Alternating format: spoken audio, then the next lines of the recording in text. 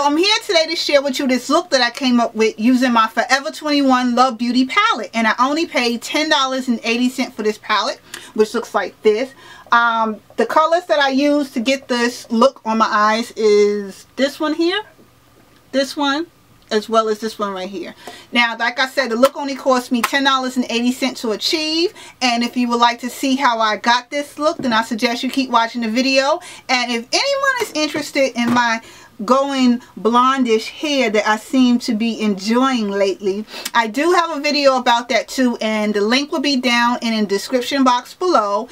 And check there for all the details. But in the meantime, between time, this look right here only cost me $10.80. And anytime I'm not looking at you, I am looking in this mirror right here. And I like what I came up with, which is why I'm uploading this video for you to see. So Glam Dolls, keep watching the tutorial, and I will see y'all in another video again shortly. Later, babes.